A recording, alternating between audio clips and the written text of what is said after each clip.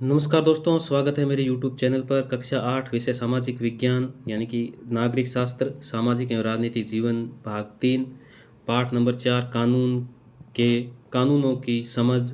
और इसके जो अभ्यास प्रश्न हैं वो हम हल करेंगे।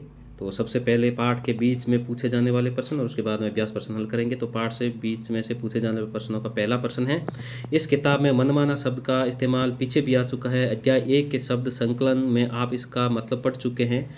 अब एक कारण बताइए कि 1870 के राजद्रोह कानून को मनमाना क्यों मानते हैं। 1870 का राजद्रोह कानून किस प्रकार कानून के शासन का उल्लंघन करता है। तो इसका उत्तर हो जाएगा, उत्तर है एक कारण तो यह है कि औपनिवेशिक कानून मनमानेपन पर आधारित था, और दूसरी वजह यह बताई जाती है कि ब्रिटिश भारत में कानूनी मामलों के विकास में भारतीय राष्ट्रवादियों ने अहम भूमिका निभाई थी। 1870 का राजद्रोह एक्ट अंग्रेजी शासन मनमानेपन की मिसाल था, और इस कानून में राजद्रोह की परिभाषा बहुत व्यापक थी। इसके मुताबिक अगर कोई भी व्यक्ति ब्रिटिश सरकार का विरोध या आलोचना करता था तो उसे मुकदमा चलाए बिना ही गिरफ्तार किया जा सकता था। भारतीय राष्ट्रवादी अंग्रेजों द्वारा सत्ता के इस मनमाने इस्तेमाल का विरोध और उसकी आलोचना करते थे, और यह कानून कानून के शासन के विरुद्ध था। इसके अंतर्गत देश का शासन कानून के अनुसार चलाया जाता है, ना कि किसी व्यक्ति की इच्छा के अनुसार। कानून के शासन में सबको समान समझा जाता है, परंतु 1870 के राजद्रोह कानून के अंतर्गत अंग्रेजों व भारतीयों में भेदभाव किया जाता था। अतः 1870 का राजद्रोह कानून कानून के शासन का उल्लंघन करता है। दूसरा प्रश्न है, घरेलू हिंसा से आप क्या समझते हैं। हिंसा की शिकार महिलाओं को नए कानून से कौन से दो मुख्य अधिकार प्राप्त हुए हैं। उत्तर है, जब परिवार का कोई पुरुष सदस्य, आमतौर पर पति, घर की किसी औरत, आमतौर पर पत्नी के साथ मारपीट करता है, उसे चोट पहुंचाता है या मारपीट अथवा चोट की धमकी देता है तो उसे घरेलू हिंसा कहा जाता है। औरत को यह नुकसान शारीरिक, मानसिक या भावनात्मक शोषण के कारण पहुंच सकता है, और यह शोषण मौखिक, यौन या फिर आर्थिक शोषण भी हो सकता है। और घरेलू हिंसा कानून 2005 में महिलाओं की सुरक्षा की परिभाषा ने घरेलू शब्द की समझ को और अधिक व्यापक बना दिया। अब ऐसी महिलाएं भी घरेलू दायरे का हिस्सा मानी जाएगी जो हिंसा करने वाले पुरुष के साथ एक ही मकान में रहती है या रह चुकी है। उन्हें अपने इलाज व अन्य खर्चों के लिए आर्थिक सहायता प्राप्त होगी।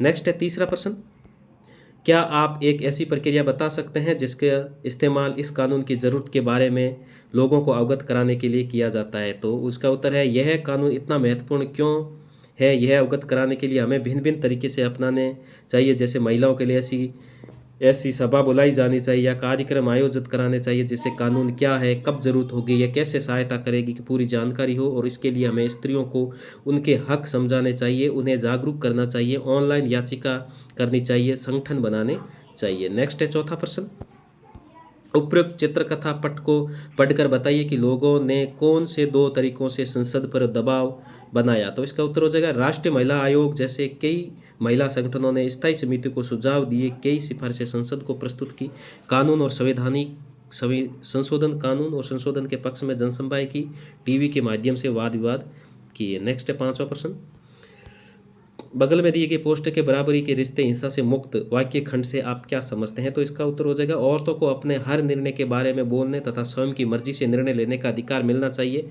उनके साथ लिंग, जाति, धर्म, गरीबी के आधार पर कोई भेदभाव नहीं होना चाहिए। घर या बाहर हर जगह उसे सम्मान मिलना चाहिए।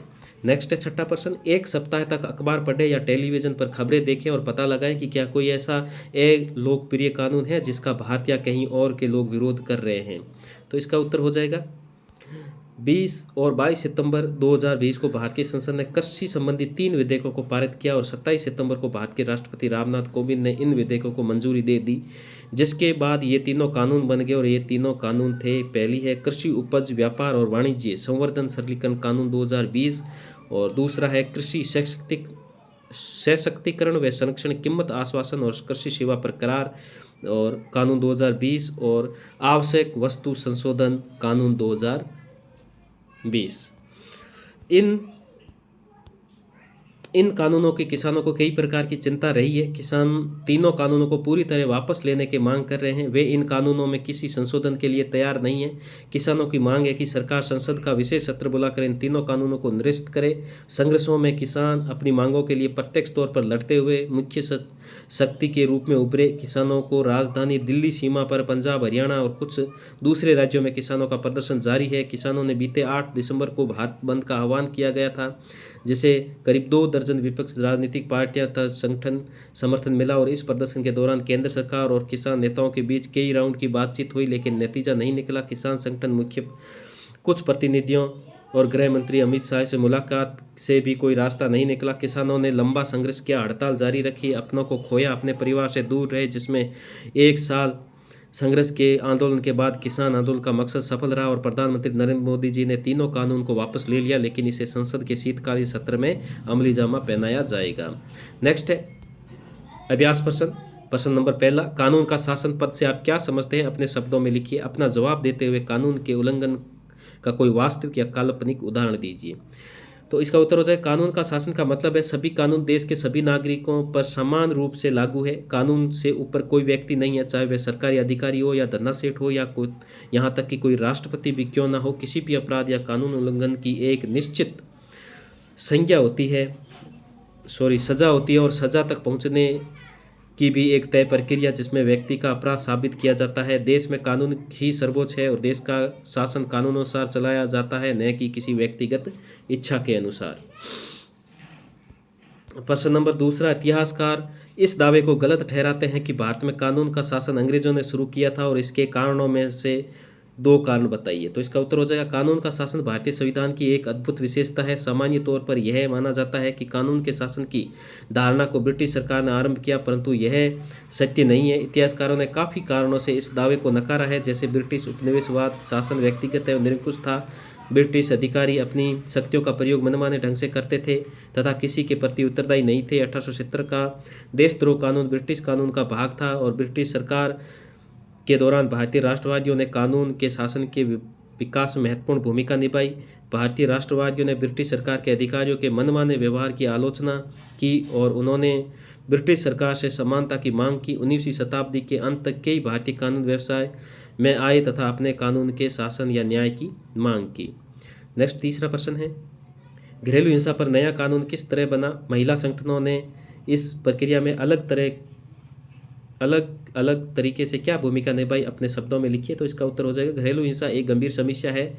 इसने महिलाओं के अधिकार एवं सम्मान को प्रभावित किया। महिलाओं को उनके पति, पिता, भाई तथा यहाँ तक कि बेटे द्वारा पीटा जाता है, उनके साथ बुरा व्यवहार किया जाता है और इस पर कई महिला संगठनों ने घरेलू हिंसा विरुद्ध कानूनों की मांग की। काफ़ी प्रयास के बाद 1999 में घरेलू हिंसा यानी कि रोक एवं सुरक्षा विधेयक का प्रारूप तैयार किया गया।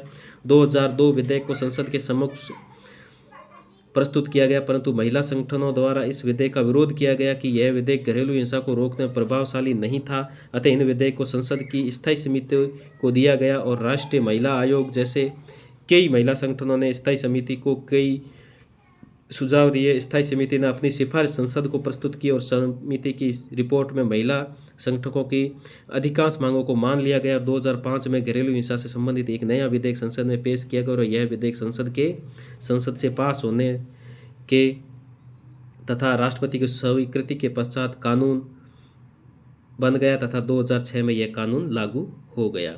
नेक्स्ट है 4 प्रश्न, अपने शब्दों में लिखिए कि इस अध्याय में आए निम्नलिखित वाक्य प्रश्न संख्या 44-45 से आप क्या समझते हैं? अपनी बातों को मनवाने के लिए उन्होंने संघर्ष शुरू कर दिया।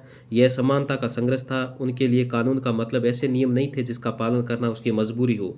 वे कानून को उससे अलग ऐसी व्यवस्था के रूप में देखना चाहते थे जो न्याय के विचार पर आधारित हो। तो इसका आंसर हो जाएगा, इसमें कोई संदेह नहीं है कि कानून का शासन ब्रिटिश संविधान की महत्वपूर्ण विशेषता थी, परंतु भारत में ब्रिटिश राज के दौरान उपनिवेशी कानून के समक्ष समानता नहीं थी। 19वीं शताब्दी के अंत में भारतीय राष्ट्रवादियों ने ब्रिटिश सरकार के अधिकारियों के मनमाने रवैये के विरोध में आवाज़ उठाई तथा कानून के सर्वोच्च की मांग की। उन्होंने मांग की कि भारत को ब्रिटिश लोगों के समान माना जाए और तथा दोनों पर समान रूप से कानून लागू हो। भारतीय राष्ट्रवादियों ने न केवल समानता की मांग की बल्कि न्याय की भी मांग की और भारतीय वकीलों ने भारतीय नागरिकों के कानूनी अधिकारों की रक्षा के लिए कानूनों की मदद देनी शुरू की। ये थे कक्षा 8 सामाजिक विज्ञान जो भूगोल की पुस्तक है उसका अध्याय नंबर 4 कानून की समझ के जो अभ्यास प्रश्न है और पाठ से बीच में से पूछे गए प्रश्नों के आंसर थे। आशा करता हूँ वीडियो अच्छा लगा होगा, उसको सब्सक्राइब करें और धन्यवाद।